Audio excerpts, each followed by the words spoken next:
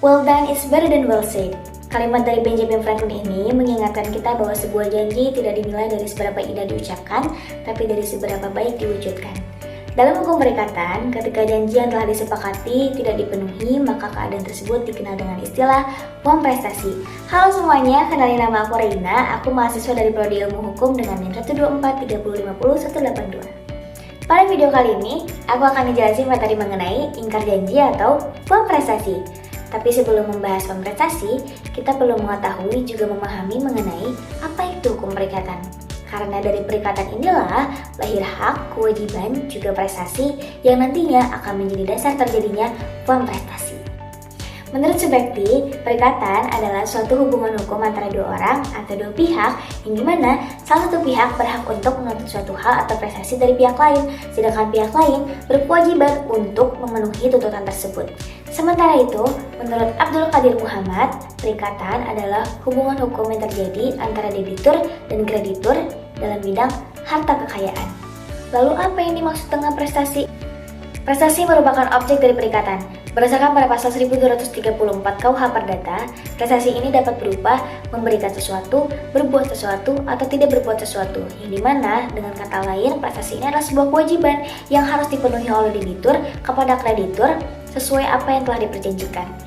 Lalu bagaimana jika prestasi tidak dipenuhi sebagaimana yang telah diperjanjikan? Disinilah muncul konsep uang prestasi.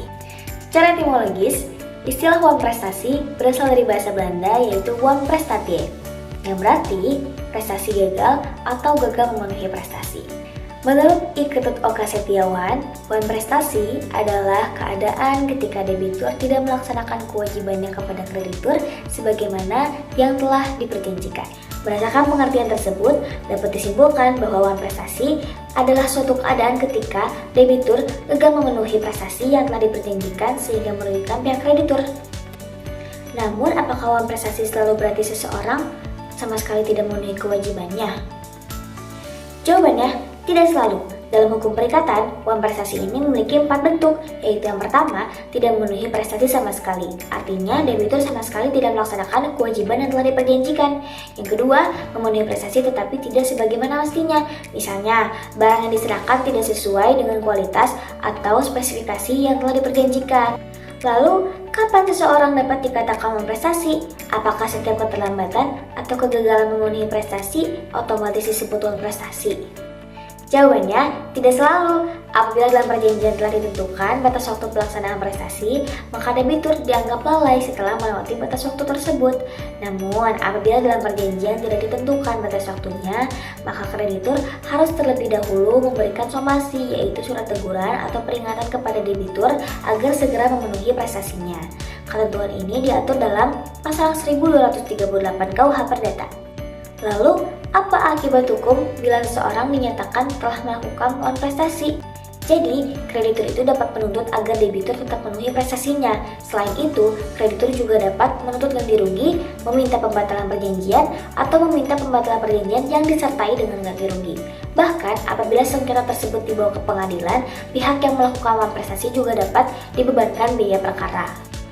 Nah, dari pembahasan yang telah kita bahas, dapat dipahami bahwa uang prestasi ini bukan sekedar ingkar janji dalam kehidupan sehari-hari, melainkan suatu bentuk tidak dipenuhinya prestasi dalam sebuah hubungan perikatan yang dapat menimbulkan akibat hukum.